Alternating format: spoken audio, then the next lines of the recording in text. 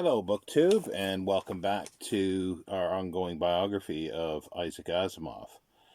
Now, we left him sort of in preparation for his divorce, and he moved to New York City, and he actually rented a sort of self-contained flat or apartment sort of at Cromwell Hotel in New York City. Now, he was waiting, like he wound up there on a Friday. Janet Jepson was waiting for him with a few bits of food and some, I think, pots and pans, that type of thing, housewarming. And Asimov was quite down at the time because of that, because he had to leave his daughter and his family. But he sort of, in a way, snuck out, I think, while everybody else was away. And he was still waiting for his library to show up, but he had a few things in manuscript and everything. And he went to Janet Jepson's apartment, which was nearby around the corner, more or less. And she offered to have him stay there, but he didn't. He didn't want to, so he went back to the Cromwell Hotel. And he spent a lonely night there Friday night, and then first thing in the morning on Saturday he went around and spent the day on Saturday and probably most likely on Sunday with Janet walking around Central Park, because her apartment overlooked Central Park. It was also her office as well at that time, I believe. But yeah, he had nothing else to do. He was trying to write, but he was quite depressed, down. So, and they kept seeing each other. He went back and he started working again, and he finished the books that he was working on. But they eventually moved in together at her apartment. And he kept the Cromwell apartment as his office, because there was also like a switchboard as well. So he would get calls through the switchboard or messages taken, and it worked out well for him. There was a scare at some point where he goes there. There was a fire in the hotel, and but it didn't affect his. But there was smoke, smell of smoke, I guess, throughout. But it didn't affect his apartment, which he was glad for. But there were other things. There were changes being made eventually. But we're getting ahead of ourselves here. He started seeing friends again, Lester Del Rey, Ben Bova, and they noticed that, like after he moves in with Janet. They noticed a change in him, that he became more sociable, and he started introducing Janet to his friends eventually. And the proceedings for the divorce were going on. He had to be sort of outside, I think, of Massachusetts. There were some kind of laws that he had to abide by, and it took a long time. And they were working through the process for this. But in 1969. Just prior to this, Lester Del Rey's first wife, Evelyn, had died, and he was really close to her as well. And with his father dying, as also, he began to sort of ruminate. He wrote in his journals about for thinking of life and people that he knew, and friends that had disappeared, that died, basically. And then in July of 1971, another big shock to him was the death of John W. Campbell, who had a burst aorta while he was watching TV. His wife had sort of, called out to him, and he didn't answer, and he just died while watching TV. And this really hit Asimov badly. About as bad as his father's death a couple years before, because in a sense, Campbell was his literary father, and even though he had distanced himself a little bit because Campbell got into, pseudoscience stuff and Dianetics earlier with L. Ron Hubbard.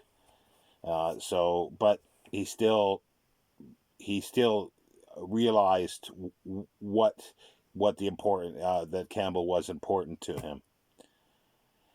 And he read the 23rd Psalm at the memorial for Campbell.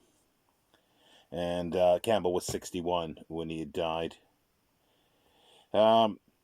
He just continued writing and going back and forth quite often to Boston for meetings with lawyers and so forth. Excuse me.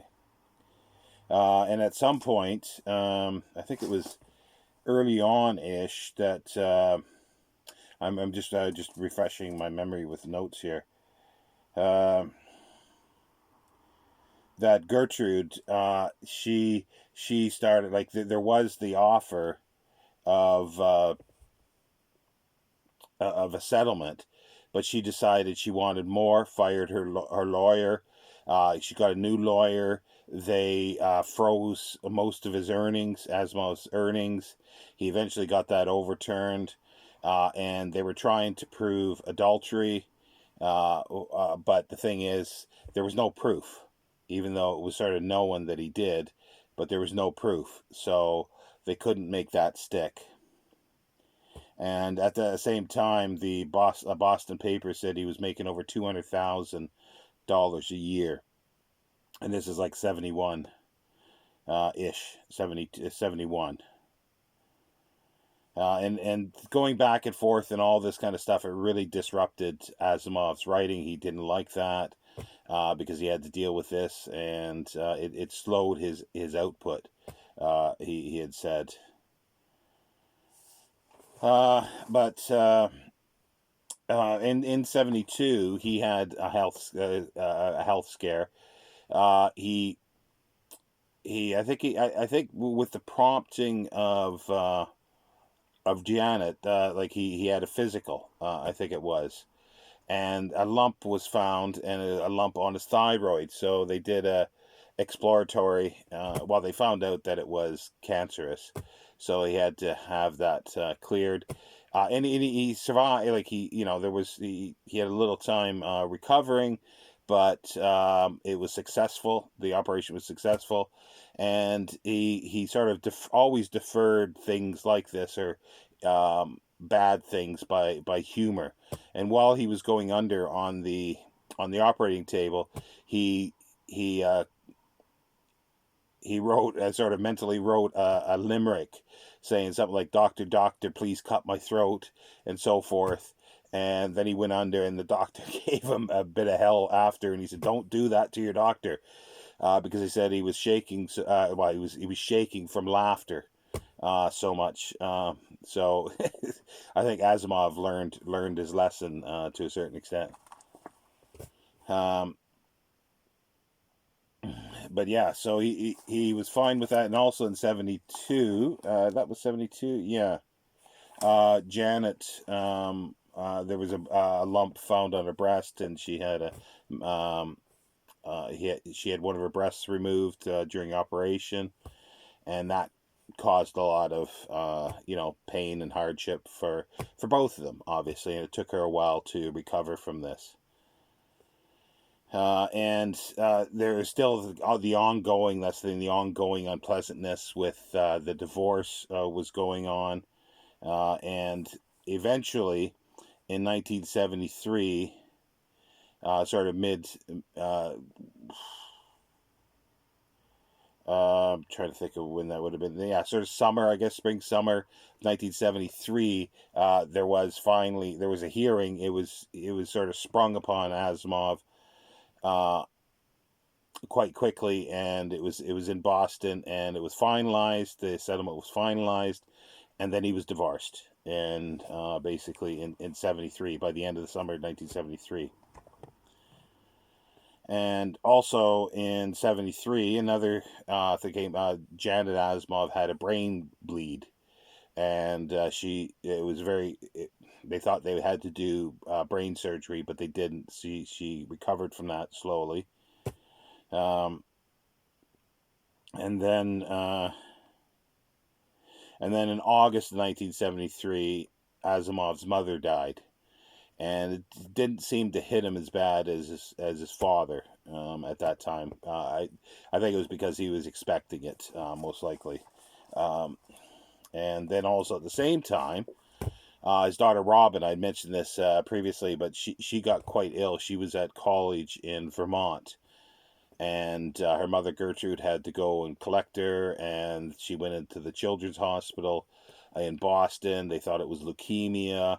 They gave her a bunch of antibiotics, penicillin. She eventually got better, but it took a long time for her to recuperate, and so she was behind. She lost a year at college, and then the next year, in 1974, she started college, the Boston College. But she was a year behind. Um,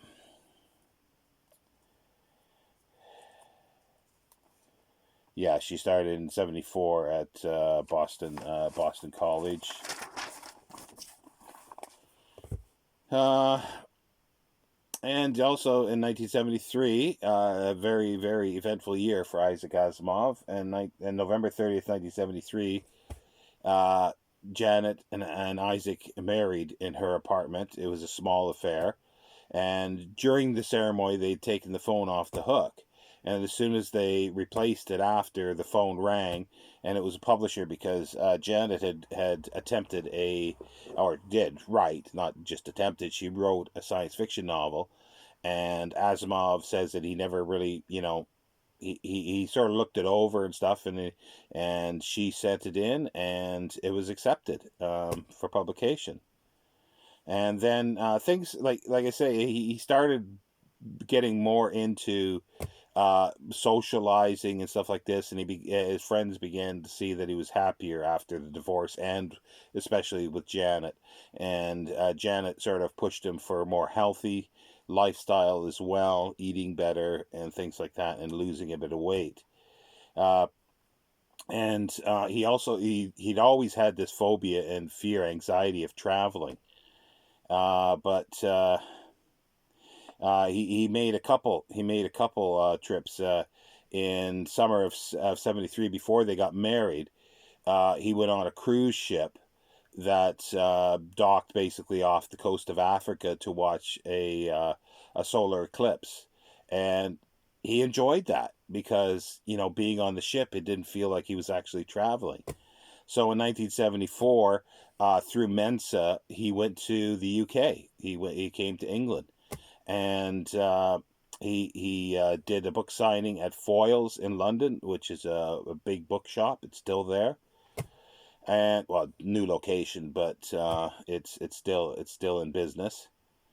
And they traveled around. They went to Stonehenge, Oxford, and did sort of many tours of London, and and then when they returned, they began to sort of think about getting a bigger apartment. For him to sort of move out of the hotel, because as I say, they were changing things. They took away sort of the kitchens and stuff like that, so he couldn't cook or anything like that. And the answering service, or the person who was answering the phones was gone, and they were changing it, and it was very noisy in her apartment. He said that the walls were very thin, and he says that like somebody upstairs, or was it downstairs? I think it was upstairs, that every time they would use the toilet at night, and he says it sounded like a horse peeing into a puddle, and it was so loud and echoey.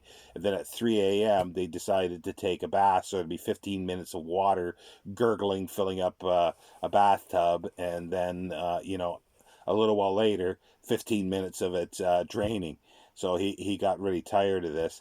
So they eventually found a penthouse apartment, and apparently it was massive. Like at some point, some publisher was being shown an apartment, a large apartment, sort of nearby, and it was pointed out, oh, that's in the '80s. That's Isaac Asimov's apartment on the penthouse, and the guy says it looked like an indoor football stadium. It was so big. because apparently Asimov had his office at one end, she had hers at another, and like her consulting for psychiatry it had at one end, and it was absolutely massive. Now, also during the 70s, like from mid 70s on, he became sort of internationally more famous, and he was on talk shows everywhere. There's a lot on YouTube if you want to see these. And he was wanted for engagements everywhere, and Hollywood came knocking as well. And one of the few things that happened, like Asimov didn't really want to get mixed up with Hollywood. But Woody Allen was in preparation for making The Sleeper, and he wanted somebody to look over and see if the science in it was correct. So he met with Asimov for lunch, I think it was, for a couple hours. They talked, and Asimov gave his opinions on the script and everything like that. They parted ways. Asimov he didn't get a payment. He didn't get any acknowledgement for this, and not even a thank you note, apparently, from Woody Allen. So he wasn't too pleased at that.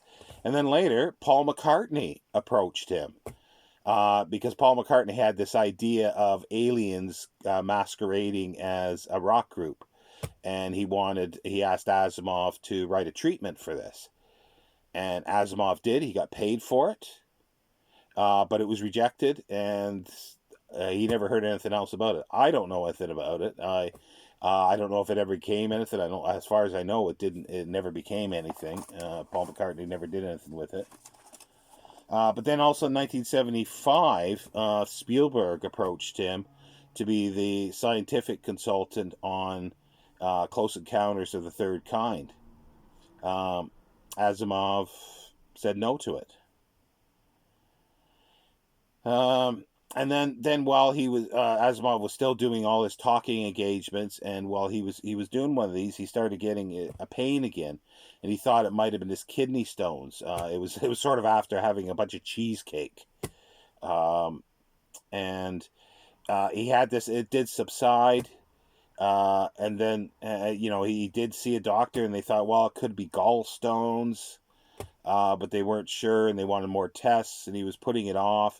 And then again at another talk in a hotel room, and he had it again, and it was a bit worse.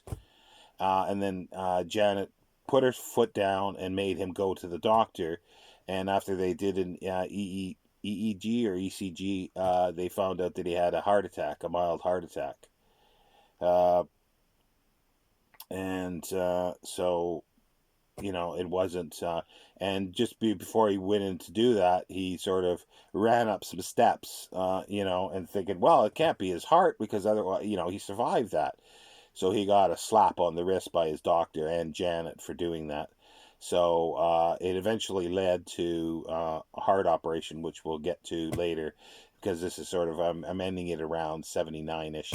And in 1979, he published Opus 200 with 200 books. That became, in 1979, he had published 200 books with... Actually, I think that Opus 200 is... There's two books that are number 200, or is it... Yes. In 1979, Opus 200 and In Memory Yet Green, the first first part of his autobiography, are classed as book 200 because they were published. Doubleday published the In Memory Yet Green, and this is Houghton Mifflin that did the Opus volumes. So that's where we'll end it there for the moment. And I'm going to announce now that on Sunday, this coming Sunday, which is, let me look at the date here to get it correct. I'm going to be doing it, well, fingers crossed, because I'm waiting to do my a test live tomorrow. And if that works out, then on the 13th, Sunday the 13th, I will be doing a live with Scott Danielson and Scott Bryant, and we'll be discussing mostly the iRobot trilogy by Mickey Zucker Reichart, as well as the robot universe that Asimov created, and a little bit about Asimov as well. We'll see how the discussion goes. The idea is to try to, because I had did videos on the books and I've been quite disparaging about them. There are redeeming qualities, some redeeming qualities to the books, we think, all three of us. So we're gonna try to concentrate on that, but that won't be all of it. But there will be an announcement for that. There will be it'll be scheduled, if everything goes right well, tomorrow, Wednesday, for my test live. And if you're interested, do pop by, and it'll be 9 o'clock GMT, Greenwich Mean Time, UK time. And on Sunday, the live will be 7 o'clock GMT. Now, do check your times, because I believe if you're in North America, you've got daylight savings time kicking in this weekend, so there will be a difference in the time. So it's now, like, for Eastern Standard Time, it's currently 5 hours difference, but because the UK does a British summertime, or daylight savings time, a couple weeks later, then it's going to be 4 hours difference for a while. But anyway, I hope everybody's having a good reading week, and I will see you next time, Book 2.